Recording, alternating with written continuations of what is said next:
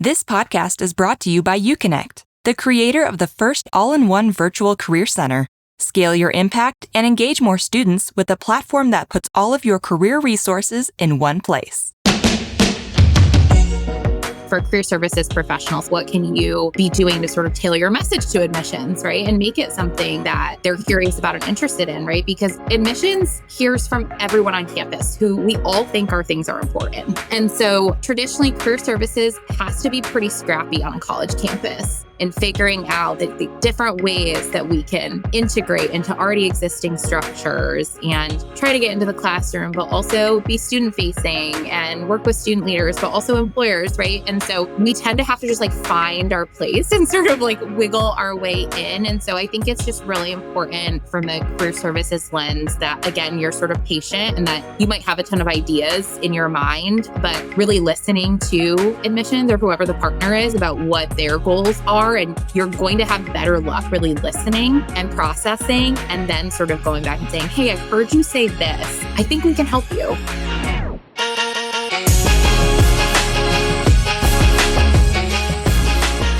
Hey everyone, welcome back to the Career Everywhere podcast. I'm your host, Meredith Metzger, and today I am joined by Lexie Avery and Melissa Lawson, both of Binghamton University. Lexie is the Senior Associate Director of Student Engagement and Career Readiness, and Melissa is the Director of Admissions Communications. Thank you both for being here. Thank you for having us. We're excited. Good to be here. Yeah, I am so glad you're both here, and I'm excited to talk to you today about how career services and admissions partners there at Binghamton. This type of partnership is obviously top of mind for a lot of career services and admissions leaders right now, especially as the ROI of higher ed continues to be a hot topic, and as more and more students, their parents, and even government officials are asking more questions about career outcomes. So I know you all work very closely together there at Binghamton and have seen some very tangible results. So I'm excited to dig into your specific strategies and some of those results with you today. Before I get into my questions, though, is there anything else either of you would like to add about yourselves, your backgrounds, or your roles there at Binghamton? I don't think so personally about me. I do think it's helpful. Melissa and I, our offices are in different sort of areas on campus in terms of who we report up through. So I'm sure we'll get into that a little bit, but I think the where you report can play a role sometimes in what you have access to. And luckily the differences in reporting structure hasn't hurt our relationship and partnership. I think if anything, it's made us stronger in what we have access to and the resources. So excited to hopefully break down some of those barriers for people who sort of are feeling okay, we're in different reporting structures or lines on campus. How can we make this work? We've been able to do it. So I think we're excited to share about that. Yeah, great. Anything to add, Melissa? No, I think that is helpful context. I think some helpful context about admissions too, before we start diving into the details, is the volume that we work with. I think sometimes you'll hear about a program or relationship and think that, sure, that works at a small school, but it might not work here. But we are mid to large size institution. Admissions processed over 61,000 applications this year. And I know that Lexie is very busy in her office with our current student body of around 15,000 undergraduates. So we're a decently large size school that is still able to have these close connections. Yeah, that's great. That's really helpful context for sure. That's a lot of applicants. It is. That's a lot. Sounds like you all stay busy. Well, before I get into my more specific questions about our topic today, I do want to kick us off with a question I ask all of our guests on this podcast, and that's, what does career everywhere mean to you? Yeah, I told Melissa I would start off since this is more our realm of things. But yeah, I think for me, and especially now with just what's happening in the world, Career Everywhere is really about access and equity for students. So the more career development and opportunities are embedded into a student's experience, the more access they're going to have. And that's, part of what makes it equitable for them. So those are just two words immediately that come to mind that I think are really important, again, especially now as we're sort of seeing so much change happen across the college landscape, but even broader than that. So that's what comes to mind for me. I was thinking of it from the admission angle. So I've been in this office for about almost 14 years. My started as an admissions counselor and now moved to the communication side. But over the years, have seen how much career has played into the college search process and the admissions process, where students are even starting to look at colleges might be based on what job they want in the future or what job they think that they may want, right? It's how they're deciding where to apply and how they're deciding where to choose a college. And I think it's just been growing in importance over the time that I've been here. Yeah, absolutely. I think that's a great point you brought up about how it plays into that choice because we know that students have a lot of choices when it comes to higher education. I think that will continue to be the case, especially as we face the enrollment cliff, as they call it, just fewer students to go to college. So, yeah, that's, I think, a really, really key point. Well, now I would love to dig into our topic today, which is again how career services and admissions partner there at Binghamton. So we'll just jump right into it. Can you just walk me through some of those key ways that admissions and career services collaborate? Yeah, so we're going to break it up a little bit, I think, from a programmatic perspective that I think will make sense across university, and then also some presence and marketing pieces that have helped us as well.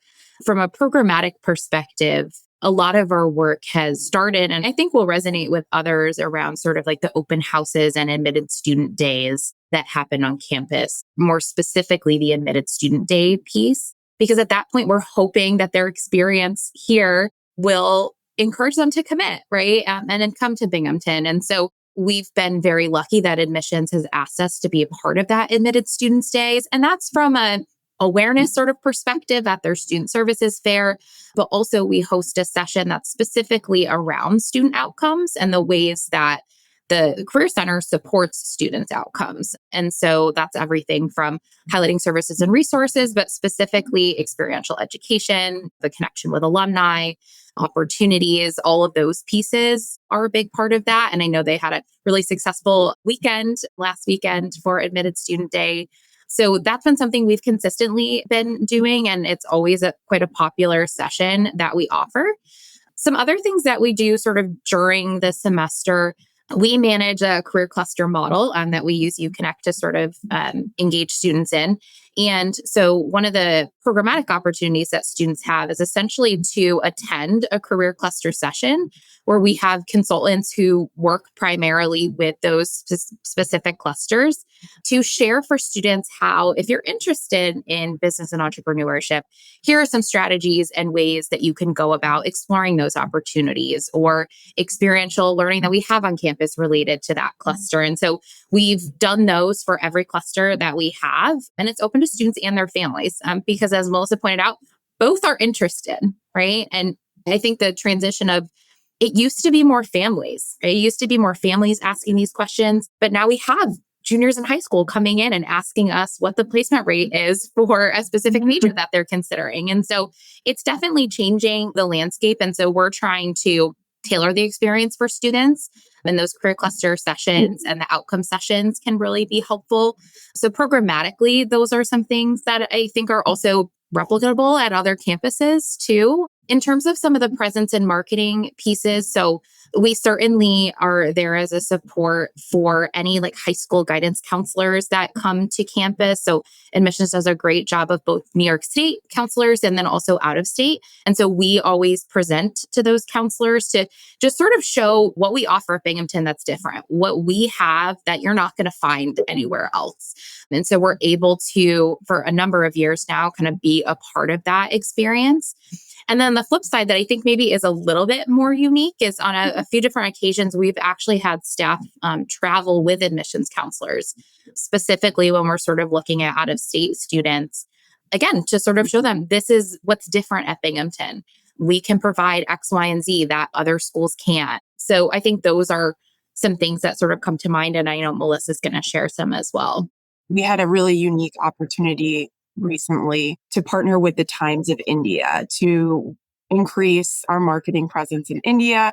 We had a marketing package that included an article, some digital ads, and a webinar. And so as part of this webinar, we had an admissions representative, and we were able to bring in another speaker as well. And we immediately thought it has to cover outcomes and career preparation. It's so important to that audience. So Lexie joined us for that, where they were able to talk about graduate success, resources, and the way that the career services team brings value to your educational experience at Binghamton.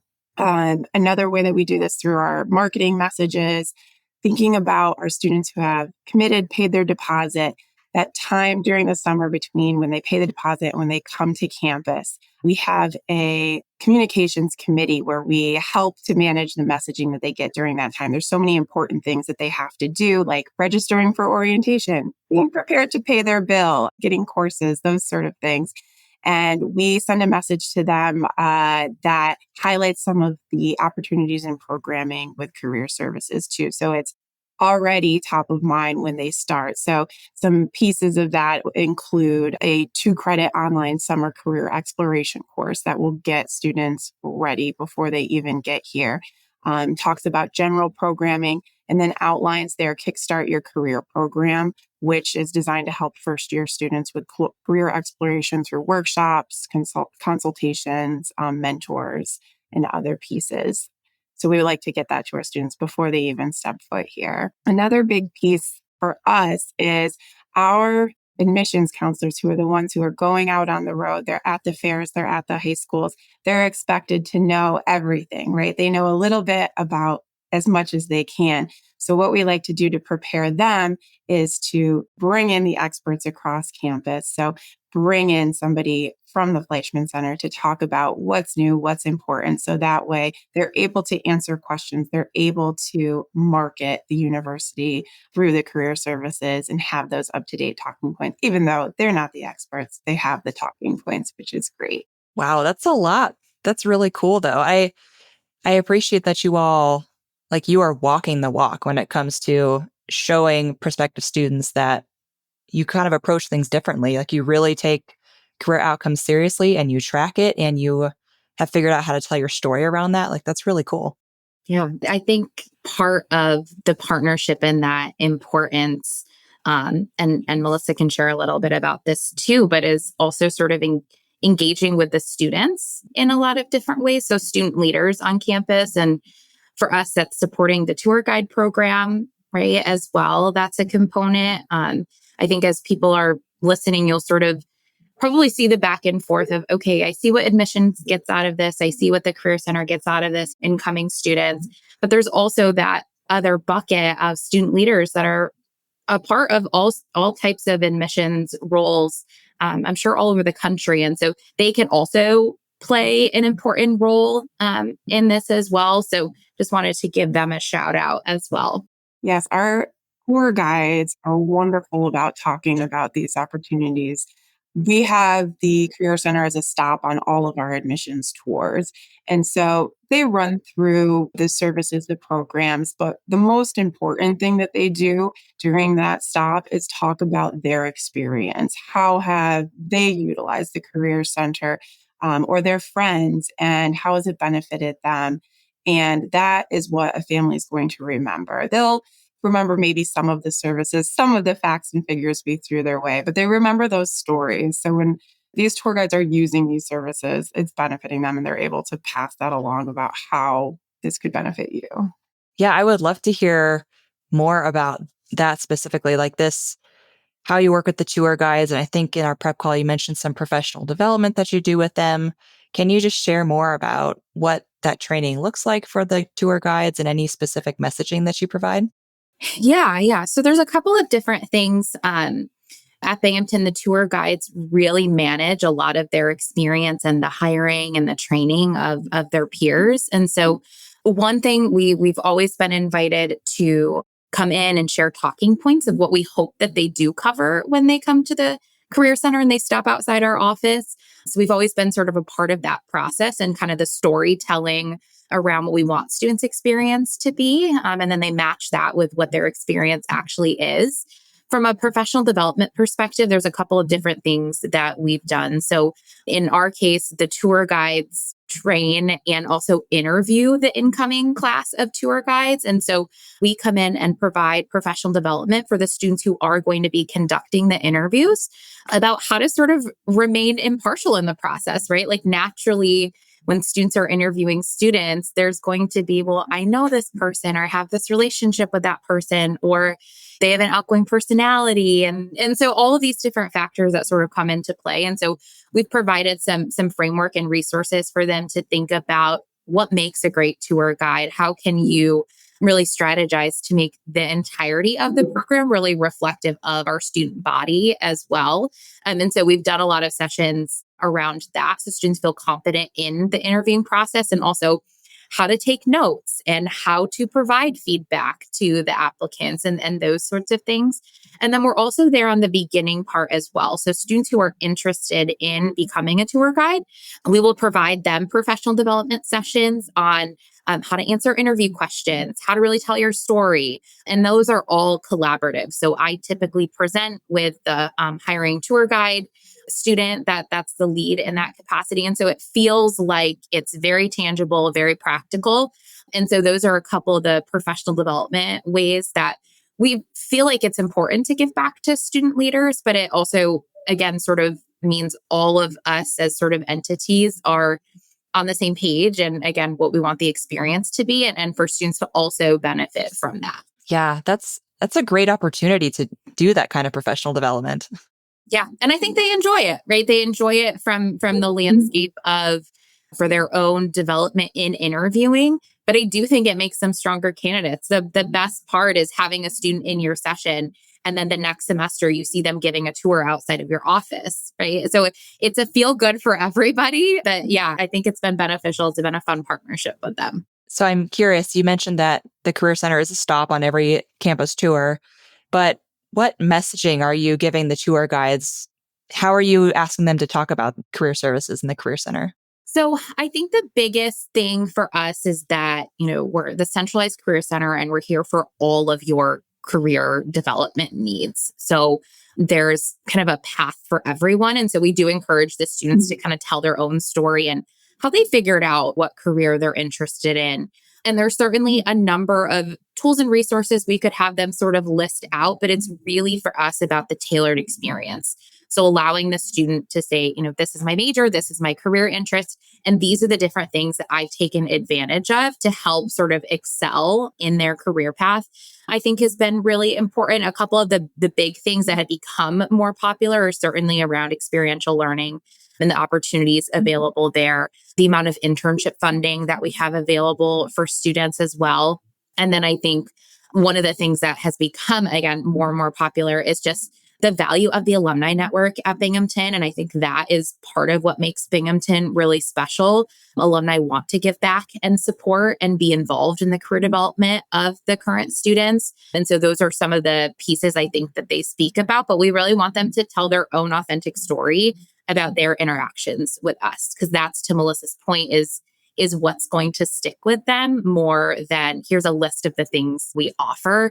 It certainly helps that they stop right outside the office. We have full glass windows. They can see students and peers engaging. They can see presentations happening in the programming room. And so that helps also just sort of speak to what they're saying. They can also visually see that as well. Yeah, absolutely. Anything to add, Melissa? Well, I was just going to say that, yes, they're telling stories and they're hitting these talking points, I think is perfect, right? The other thing is because they're using these services, it's a walking example, right? So it's just showing the outcome of what that is. Our tour guides, we constantly get remarks in our visit surveys and just in person too about how polished they are, how well spoken, how informative, and it makes a difference. I think a tour guide can make or break a campus experience. So I would definitely recommend that kind of relationship with the tour guides. Yeah, absolutely. So earlier, one or maybe both of you mentioned that when career services goes along with admissions on like out of state visits or things like that, you're talking about what makes Binghamton different, I think, especially in regards to like career outcomes. Would you mind sharing what what you're telling some of those students and their families? I can start, Melissa, and then feel free to pop in. I think part of what makes Binghamton different is that you can tell the prioritization of students' outcomes and therefore sort of the ROI on their experience before they even start at Binghamton, right? So having juniors and seniors engage and know that at Binghamton, you're sort of starting that early. We engage with about 80% of the first year class in their first year in some capacity. And so you can tell sort of starting right away on the first day of class, there's first year students in here working on their resumes, looking for an internship. And that's not the same as it was 10 years ago when I had first started. And so I think sharing those stories, it's very similar to a tour guide, right? I share stories. I don't necessarily preach sort of facts to families and things like that, but it's saying this is what my observation is and sort of the change over the last 10 years or so. And so I think that's part of it. We've ingrained and we've decided as a campus, this is just part of the culture at Binghamton. This is what we do. It's not weird to have an internship. It's exciting. It's important to get research experience and to engage in the community and to go abroad and all of those things. And so we're creating that culture before they even arrive. And I think that's why you're seeing juniors asking about it when they come on a campus visit. So I think that's really different. I do think in terms of our resources and staff size is also different from other universities. The fact that we can have UConnect, we can have InterStride, we can have like all of these different platforms that allow us to really scale. So I think the resources piece is incredibly important. And that goes right into internship funding too. Internship funding is huge to allow our students that equity piece that all students can have an internship and it can be paid or unpaid and they still have the ability to apply and sort of offset that. So I try to tell stories as I go through of these different points of what makes it feel and experience it differently than other schools. But I think that culture piece is what I've sort of seen really shift over the last 10 years or so. I don't know, Melissa, do you have any other like points that you specifically point to? It's what you're saying. It's the stories that make it feel attainable, right? And this is sort of combined with, it's exactly what you're saying, sort of maybe from the flip perspective too, right? Like we're seeing that the student who's the right fit for Binghamton, who should apply, who should enroll, these are the students who are going to seek out these opportunities. They're go-getters. That's who's going to fit in here. Our students are busy, right? And so I think that fuels itself in a way. So they hear these stories, they understand that this is something that they can do at Binghamton and that there are people here to support them along the way so that way they can do it. And so that they know that up front when they're submitting an application, they can start thinking about next steps. Yeah, that's great. And it sounds like it has worked really well for you, this approach that you're taking. Are you hoping to help your students fill skill gaps? Check out UConnect's new Classes module. The Classes module is a powerful new add-on to UConnect's Virtual Career Center platform and offers over 600 curated skill-building courses from trusted industry leaders like Codecademy, Primerly, AscentUp, Break Into Tech, Cisco Networking Academy, Exponent, and PM Exercises.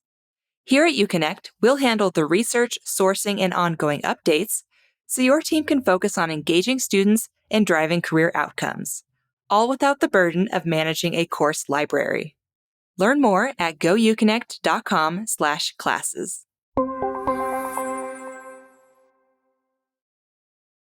So, yeah, now I would love to talk about how this strong partnership between your two offices came about. Like, how did it start and what steps did you take to break down some of those traditional silos on campus? Yeah, I mean, I think it's evolved over time. Definitely, starting with any partnership, starting with one ask on either side and having success in that. And then it sort of can evolve from there. I do think a story that I like to tell is our director of the Fleischman Center when we first became the Fleischman Center 10 and a half years ago. Kelly Smith, she actually went on a campus tour when she first arrived on campus for the sole purpose of she didn't really know that much about the campus, right? She had just moved from Nebraska. And so learning about the campus and the community. And so I think that showed her the possibilities for partnership based on the different talking points and the stops and things like that. Prior to being in the University Union where we are located now, we were in the basement of the library. And so the basement of the library wasn't probably a stop on the admissions tour Yeah. at that point. And so I do think that change in location, sort of the naming gift and expanded, resources really helped sort of showcase the value that the Career Center can have. But I always like to tell that story because I think it opened a lot of opportunities just organically based on things that she heard, the stories of students that have sort of propelled things from there. Okay. Yeah. Anything to add on your end, Melissa? I think that those are all really good points. I think that's great advice is to, if you're in the center, take a tour and sort of give your admissions office a heads up that you'll be on Yeah. the Yeah. Nothing throws a tour guide off like seeing an advisor. But I think it's helpful, right? It's a starting point and then can talk through how you can benefit the students by benefiting each other. Yeah. That's great advice. So if you're listening to this, go take a campus tour if you haven't already. You'll learn all types of You might things. notice other things. Yeah, exactly. Learn more about your campus, but also you can learn how career services or how career outcomes is being talked about, if at all. And that can definitely inform your strategies going forward and hopefully a partnership of your own with admissions. So I'm curious, what results have you both seen from this collaboration between career services and admissions? Yeah. I mean, I think I can talk about some of like the visuals from the Career Center perspective, and then Melissa can speak to what she's really hearing from students and their families. I think, as I've mentioned already, there's sort of a visual indicator of the first week of class, and the entire center is covered with first year students like wanting this information and knowledge. So I think for us, that's really important and sort of feeds into our early engagement strategic plan that we really try to keep up with and keep track of. So I think that piece is really important. I think you're also seeing just across campus, like career services being integrated into a lot of different spaces. So whether it's partnerships with other campus entities like residential life and orientation and those types of things, where I have to sort of think that without admissions as sort of a, I guess, steadfast kind of partner, we wouldn't be able to see the need of where else to be, right? Because they're hearing from our newest customers, our newest students that are coming in, and it's helped to sort of showcase for us like what are the next moves. But the visual indicator when we look at the data, how many first year students are engaging on their own, right? I think for us, like that's really what we're looking for. Unless I don't know what from admissions, what you were thinking, but Yeah, I mean, a really simple thing is that I think that we are more equipped than ever to be able to answer these questions or even refer, right? Having this partnership, if a prospective family really wants to get into the weeds about something, we have people that we can point them to and who will answer their questions and help them make the college choice. And I think that that shows also the supportive nature of the university in general, that we are working together to help students, no matter what stage they're at in the process. We know this is so important because you hear it all the time, but something that admissions has been doing for a couple of years is that we survey our incoming students, and that has put some hard numbers on how important this is. So this is a survey, kind of a lengthy survey, but we send it to our deposited students before they come in the fall. And so we try to gauge a lot of different things. So for instance, what are the factors that influence their decision to choose Binghamton University? And the majority of students, over 70%, responded that they were impacted by the availability of internship opportunities and as well as career placement of Binghamton alumni. So these, for over 70% of students, that was part of their deciding factor on choosing Binghamton. So it's definitely important that we have this relationship so that way we know that we can serve those students. Yeah, I'm glad you brought up the survey because I think that's not only a great way to get just kind of gauge the response from incoming students, but also I imagine a good way for you, Lexie, and your team to kind of see what are students expecting as they come in. So I'm curious, how do those survey results kind of influence how you all do outreach for those early students? Yeah, that's the other half of the survey, right? So we we asked what made your decision to choose Binghamton, and then we said, what do you expect once you get here? And so we did ask specifically, what's the likelihood of participating in an internship? And 93% of students said that there is a high likelihood of them doing that, right? So I think that, Lexie, you see these students then pretty quickly. Yeah, again, it's very different than it was when I first started in this office, where you are seeing first year students in their first week of class coming and wanting an internship, or that they actually had an internship in high school. And so they're ready to sort of take that next step. So we're definitely seeing that more, the experiential education piece of things. And Melissa mentioned something that I had sort of not really thought about, that we have had an increase in students before they even commit to Binghamton wanting to talk to the Career Center and sort of walk through their different options. And they're asking us questions like, why would I go here versus there? And so I certainly can't speak to other schools and what they have to offer. I can only speak to what we have to offer at Binghamton. But by showing the alumni outcomes information, so I can tell you that if you major in X, these are the types of internships, these are the roles that alumni go on and graduate with, and these are the companies that they are currently working at. And so helping that kind of be a part of the conversation has been really helpful. But it's definitely a shift in a positive way. We love that they're thinking about it. And really, our summer career exploration course that Melissa mentioned as well has primarily been incoming first year students. So they've not taken a college class yet at Binghamton, but they're taking our career exploration course over the summer. I think it shows the importance of the partnership, but I think it's also students and their families are paying attention.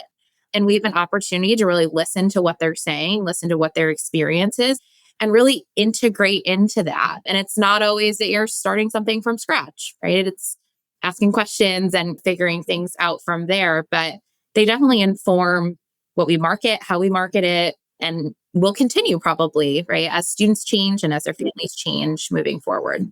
Yeah, I imagine that makes a big difference for students and their families if they can hear that specific data. Like not only can they hear the stories, but they can be confident that you are tracking it and that you will continue to tell those stories and share that information with students throughout their life cycle. So to kind of summarize, it sounds like, I mean, you're all partnering and exposing prospective students to career services before they're even committed, correct? Yeah. So you're involved in admitted days on campus. Your career services is going with admissions on out of state visits. You're involved in orientation. Is that correct, Lexie? Orientation. You have the summer career exploration course. What else am I missing? There's so many things you're all doing. I mean, I think before they even get there, the fact that we have the opportunity to speak to high school guidance counselors, Yes, yes. that's a part of it as well. And sort of getting the brand of Binghamton out there. I don't know how many other visits they're going on that they hear from the Career Center. So I think they're always impressed when they leave, just about the different paths available to their students, right? That's a huge one because it trickles down so far. That's what I was going to say too, is that so we will host, say, 40 school counselors for this visit, which we're doing two of.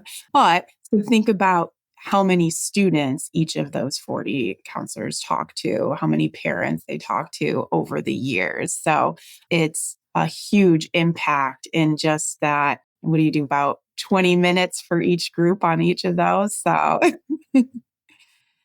that is definitely one that I think is very far reaching. Yeah. Wow.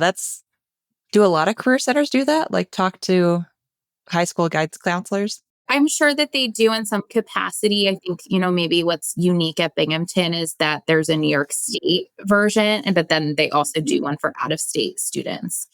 So when you're thinking about the reach there, just the name Binghamton is out there more, right? Which is part of what we want It's marketing. alumni, and for students. So yeah. Okay. Wow, that's really cool. I am curious, what have the enrollment numbers looked like at Binghamton over the last several years? We've been getting, as you heard, a lot of applications. So we have been holding pretty strong with our enrollment numbers. I said that 61,000 this year for a first year class of around 3,200. So we have been right around that number, give or take, over the past few years.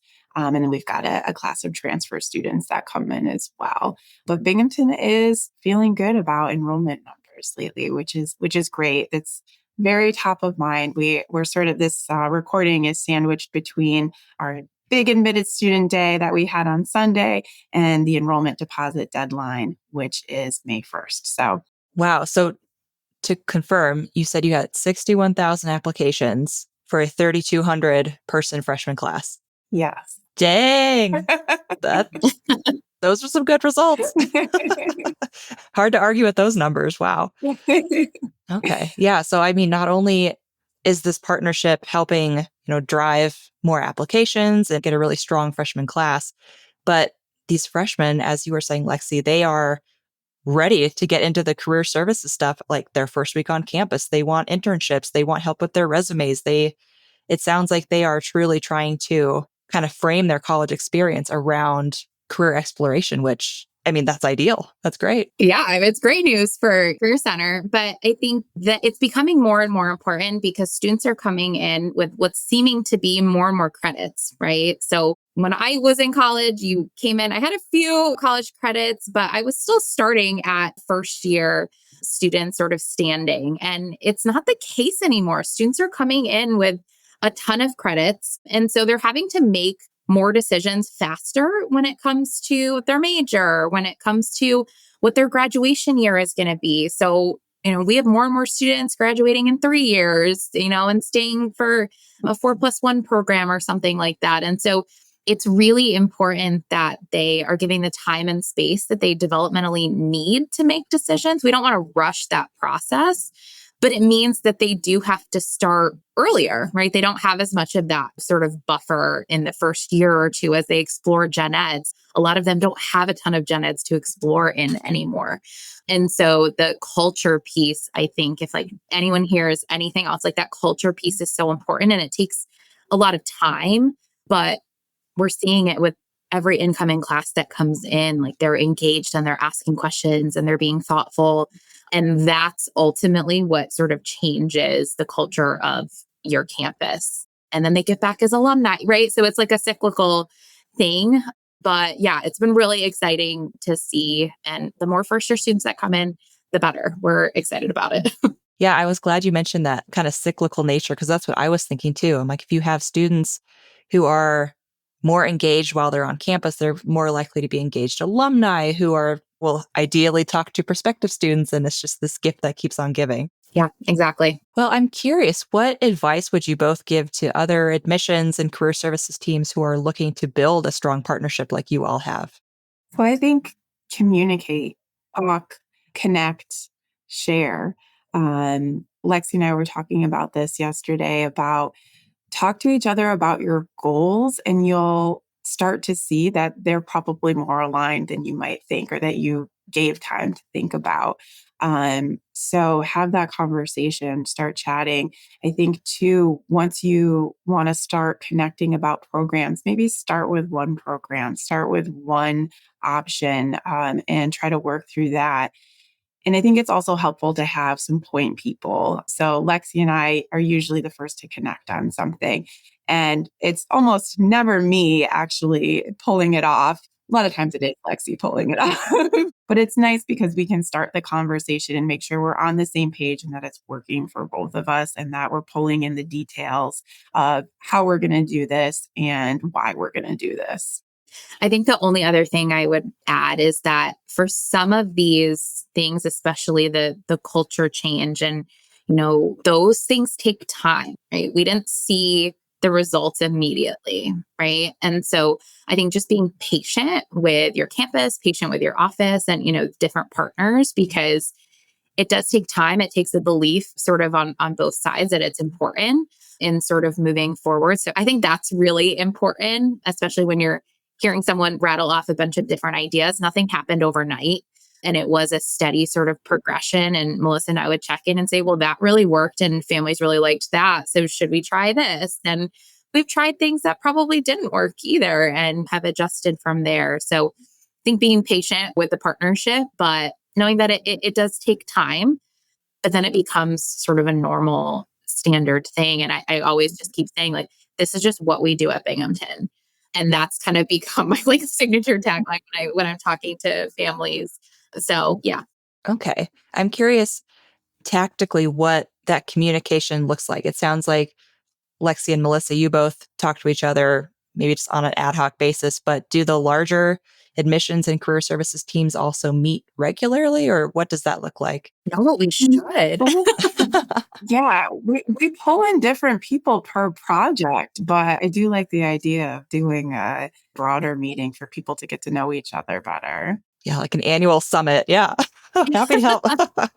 Yeah, if you do that, you'll have to keep me posted. Yeah. I think most people listening to this are going to be in the career services world, right? And so I will say if you're approaching your admissions office, admissions is all about letting the prospective students and their families and the counselors hear from the experts. We know that they get tired of hearing from admissions. They can sometimes think of admissions as they're the spokesperson, they're the salesperson, and they're savvy.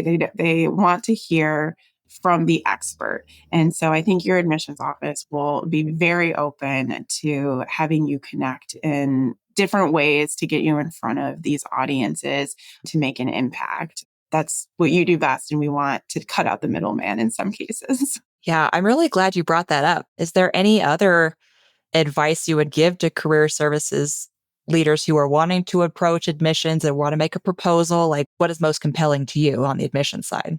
I think admissions offices are always going to want to be able to share examples with families, right? Like we talked a lot about stories. Those are so helpful. So admissions counselors can take that on the road. They can share it in their presentations when they have visitors. Tour guides can talk about them. Any information that we can pass along is going to be helpful. So I think that even if you started in a way of, hey, we've got some updated internship placements that are very exciting that we wanted to share with you. Hey, the tour piece that we talked about, like, hey, do you want to share this on the tour? Things that you think are exciting and new and a marketing point will be really valuable for the admissions office to help prospective students understand what the experience is at your school and really help recruit with that tool. Yeah, I'm curious, Lexie, how do you share that information? Or what is the most helpful way to share that data, share those stories? Yeah. I mean, I think, Melissa and I connect sort of randomly as things are sort of coming up. I think in the beginning, we were a little bit more tactical about with the whole year, like what's popping up. And now we're sort of in a rhythm. I kind of know each year, like I'm going to be reached out to about the counselor visit. And, we usually discuss like, okay, what are you hearing? What should I be talking about? And making adjustments and changes to that over time. So I think it gets to the point where it's pretty cyclical, like admitted students days are the same time every year, and the different presentations, the tour guides reach out about the same time every year. So I think because we've shown it worked, Melissa and I can connect pretty easily and say, is there any additional information that we want to sort of make changes to, or this is what I'm hearing from current students that I think a good example is the experiential learning piece. We were seeing for a couple of different years, first year students coming in and talking about internships right away. And so internships for first year students can be challenging to find immediately after your first semester or first couple of weeks starting at college. And so in the next round of admitted students day content, we highlighted internships. We also highlighted other ways that students could gain experience. And so I think it's just being responsive to that. And Melissa and I are probably more casual in how we connect and communicate, whether it's a G chat or just a phone call. But I think that's built up over time of, I know what she's looking for. She knows what we kind of want to highlight. And I'm sure there's also things we could be doing better, right? Like we could have more streamlined conversations and meet as whole teams and things like that. So we've got a good relationship sort of going. And again, that takes time too. Yeah, sounds like you all have a really great foundation to build on, for sure. Sort of on that note, do you have any like future goals or anything like that for this partnership? Gosh, I mean, I don't know. We can never do enough, right? I mean, I do think in general, right? Internships and experiential learning are not new by any means, but the level of competitiveness and the timeline of internships and really other experiences has really sort of creeped up on us. And so I do think we probably should be doing more around experiential learning and sort of planning. And we're doing some work around high impact practices and helping students kind of map out what types of experience make sense for their different industries of interest. So there's lots of things sort of percolating in other places for us on campus that I think eventually will be a phone call to Melissa of, hey, we've been working on this. Like we'd love to kind of highlight that. I think in some ways, Melissa is almost the last person to know when things are percolating because I want it perfect. I want it really like streamlined together. And then she helps us figure out like what are the best ways to get that information out, or maybe it's just letting the tour guides know, or maybe it's the admissions counselor know. So there's certainly things around experiential learning that are percolating excitingly, I think, as a campus. And so we'll certainly want to sort of continue sharing that with incoming students and their families as we progress. And of course, we'll be sending out our next incoming student survey in the coming months. So we'll see what comes up from that. And we'll have to make sure to connect to give you heads up or any other interesting facts that we pull from that. Yeah, I'd be curious to hear what the new trends are for sure. All right. Well, I do want to be respectful of our time here, so I'll kind of start wrapping us up. But is there anything else either of you would like to add? I think I just had one thought to back up what Melissa was saying and your question, Meredith, around like for career services professionals, what can you be doing to sort of tailor your message to admissions, right? And make it something that they're curious about and interested in, right? Because admissions hears from everyone on campus who we all think our things are important.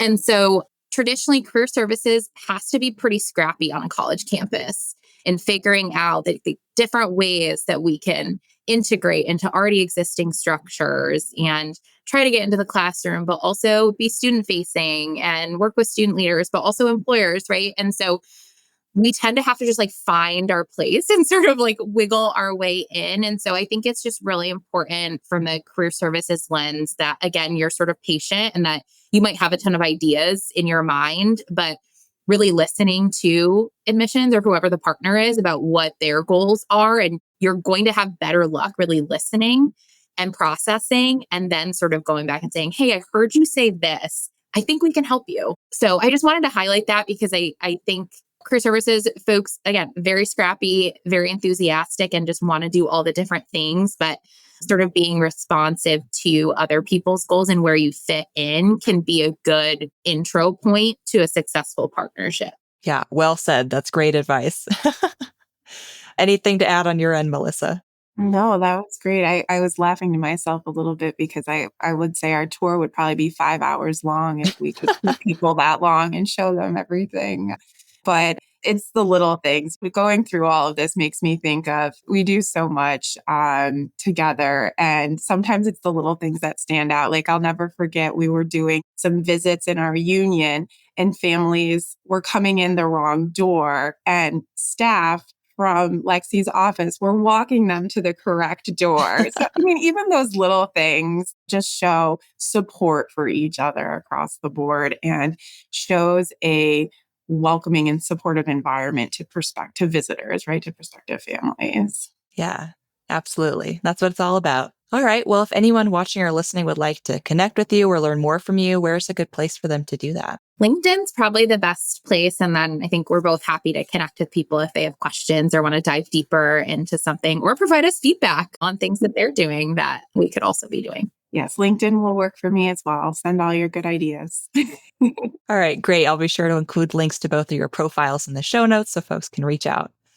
All right. So at the end of every interview, I like to do this answer a question, leave a question thing. So I'll ask you a question our last guest left for you, and then you will leave a question for the next guest. So our last guest was Dylan Houle of Santa Clara University, and he left this question for you. If you had to write a dissertation and conduct a research study, what would you research? We did talk about this because initially nothing came to mind, but I told Melissa I went more the playful route. So I'm very into interior design and colors, and I've picked out a lot of the colors in the Career Center on campus. And so I love it.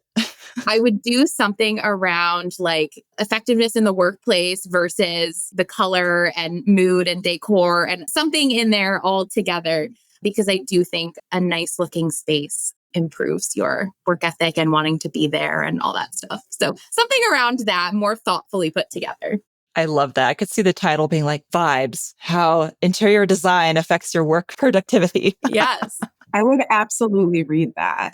I might have to do it then. I didn't have my topic yesterday when we talked, and I was thinking about it this morning. And so this is what was happening in my world this morning is I was reading one of my daughter's books to her. She's almost 2. So I think that what I would want to research and write about is what makes the perfect children's book for both child and parent, because there's some good ones, there's some duds. She seems to really enjoy the ones that I find are duds. So I'd like to find what is that perfect formula. I would also like to know that. I have a 7-month-old son, so I will read to him, but I mean, he's not really taking it all in all that much yet. But I do I gravitate to certain ones because I'm like, okay, I can handle this. This isn't like Brown Bear. That's a classic. I love that one. It's easy. We've got that one. I like it. She likes it too. Cool. Well, what question would you both like to leave for the next guest? So I'm going to draw some inspiration from our admissions counselors on this one, because our counselors, they do the welcome sessions when we have campus visitors. And so they like to do a question at the beginning of their welcome sessions to start getting the audience relaxed and engaged in a little bit. So I got a few from people, and so I'm going to throw this one out because it had me thinking. So the question is, are you a sweet or savory breakfast lover? And what is your breakfast of choice? Oh, that's a good one. And now it's making me hungry. I'm a savory breakfast person for sure. Really the hard-hitting questions here, Meredith. Yes. You know what? We've had many food-related questions on this podcast. We've had questions about, is a hot dog a sandwich? Are you a Coke or a Pepsi person? If you make chili without beans, is it still chili? So this fits in very well. Perfect. Awesome. Well, that's a great question for the next guest. So thank you for that. And just thank you both for taking the time to join me on the podcast today. This was a fun conversation, really tactical strategies that you both shared. So thank you for that. I know our audience is probably writing all the stuff down, and I'm sure they really appreciate it. So thank you again for taking the time and sharing your wisdom. Thank you for having us.